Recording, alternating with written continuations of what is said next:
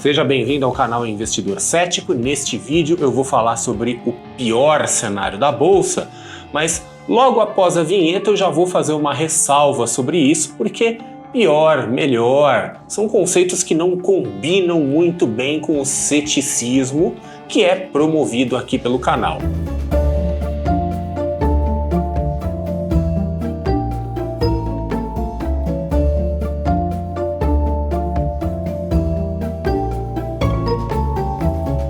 Então vamos lá, aqui no canal Investidor Cético eu procuro promover a ideia do investimento baseado em evidências. Aliás, não só investimento baseado em evidências, mas qualquer coisa baseada em evidências.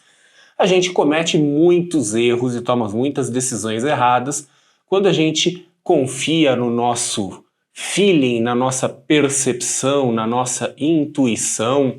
Aliás, tem um ditado muito interessante no mercado financeiro, o pessoal costuma dizer às vezes que a única pessoa que realmente ganhou dinheiro com feeling foi o Morris Albert, cantor, né, da música Feelings, que era brasileiro, por incrível que pareça, né? E se tornou aí um músico muito famoso, um dos grandes hits mundiais, veio diretamente do Brasil. E quando se fala de pior cenário ou melhor cenário, esse é o momento que o cético aqui vai deixar que a subjetividade tome conta aqui da situação. Até porque quando a gente fala pior, melhor, mercado financeiro é um mercado em que se troca valores de um lado para o outro, aquilo que é pior para um é melhor para outros. Mas existem algumas circunstâncias em que as coisas podem ser ruins para a maioria das pessoas, e eu vou falar um pouco sobre essas circunstâncias, e mais que isso, vou adiantar que na linha baseada em evidências, é possível, aliás, possível sempre é, né? É provável que a gente esteja na iminência de viver uma situação parecida. Então vamos lá. A pior situação que pode acontecer com a Bolsa de Valores é aquela situação em que o mercado fica sem tendência. Então a gente costuma dizer que na Bolsa nós temos três tendências possíveis. A tendência de alta, quando os preços vão subindo ao longo do tempo, a tendência de baixa ou de queda, e a chamada tendência de lado, que é quando os preços do mercado, quando a gente fala preços do mercado, tipicamente nós estamos nos referindo aos preços dos índices amplos. No Brasil, o índice Bovespa, nos Estados Unidos, SP500, por aí vai. Então, quando ele está de lado, os preços tendem a ficar oscilando num pequeno intervalo de preços, num range de preços, e que não vai nem para um lugar e nem para o outro. E esse tipo de cenário, assim, por longo tempo, ele também costuma estar associado a uma queda de volume negociado, e normalmente é um sinal de grande incerteza. O mercado odeia incerteza. E por que esse cenário ele é tão ruim? Porque quando a gente tem cenários, por exemplo, de queda extrema, nós falamos assim, nossa, o mercado despencou, mais ou menos que nem aconteceu na fase aguda da pandemia, ou na fase aguda da crise do subprime em 2008, geralmente a gente tem um movimento muito rápido, muito intenso, esse movimento quase sempre tem componentes irracionais, tem componentes emocionais muito exacerbados, e ele gera oportunidades, ele gera excelentes oportunidades de compra, porque quando a gente pega a maior parte das empresas da Bolsa, elas não se deterioram num período de tempo tão curto.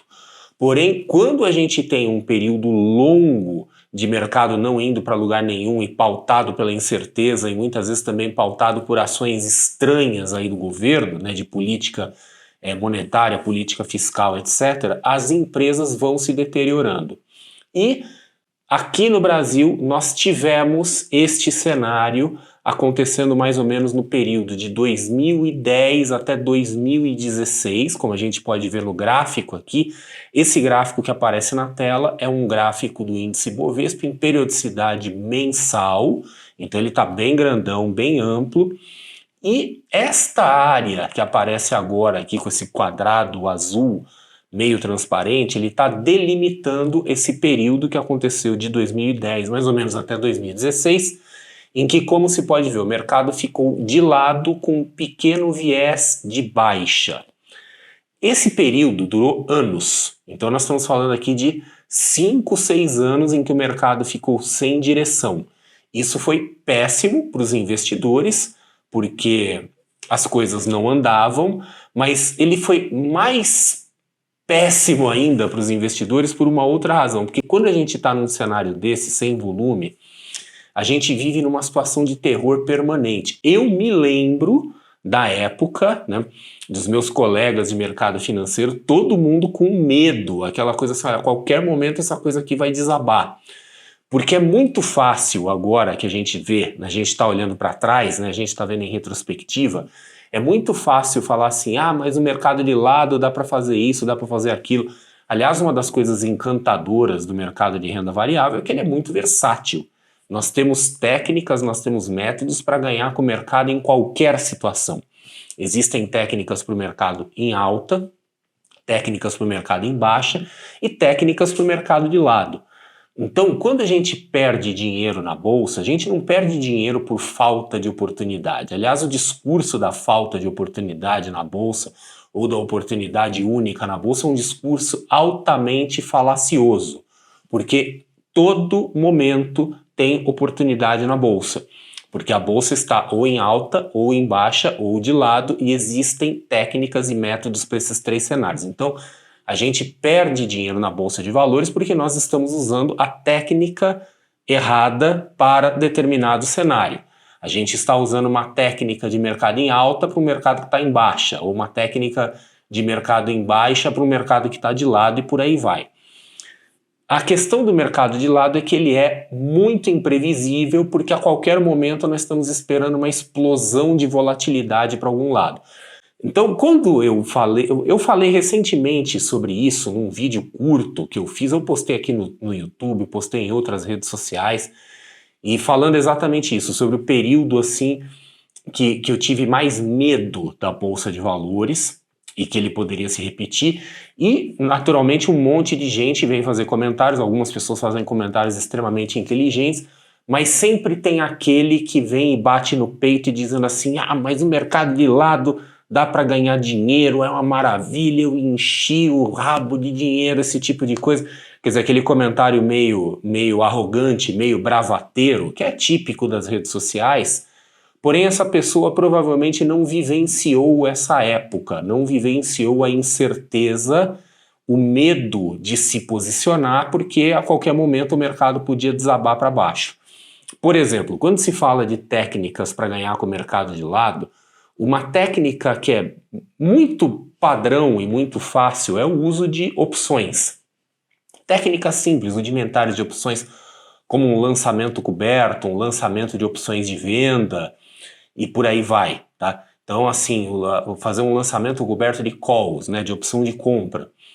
Esse tipo de operação é brilhante para o mercado de lado, porque ele está ali pegando pequenos prêmios, você tem o melhor resultado se o mercado não sobe muito.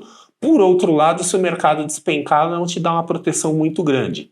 Então, quando a gente está nessa situação de incerteza, por mais que a gente saiba que essa é uma técnica boa para o mercado de lado, as pessoas muitas vezes ficam com medo de executar essa técnica, ou pelo menos de executar de forma muito intensa, porque ficam na expectativa de que a qualquer momento o mercado pode desmanchar e o gerenciamento de risco nessas circunstâncias vai para o espaço.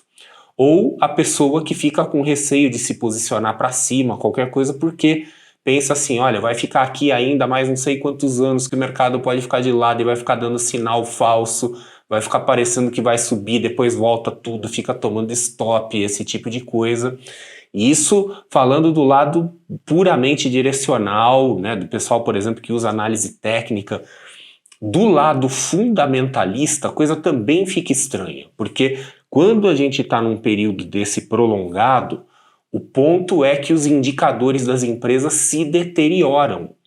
Neste caso específico, esse período aqui que durou até 2016, foi aquele período do governo Dilma, que foi absolutamente desastroso em termos de condução econômica e que Lamentavelmente, a gente já começa a ter uma sensação de déjà vu aí do novo velho governo, já fazendo algumas coisas que remetem a esse cenário. Nesse aspecto, a gente pode sim começar a falar um pouco de investimento baseado em evidências, né? Porque evidência, no caso do mercado financeiro, são coisas que aconteceram no passado, tá? Lembrando sempre assim, o mercado financeiro é um mercado não determinístico e que a gente faz as nossas análises, toma as nossas atitudes e decisões usando uma abordagem inferencial e indutiva.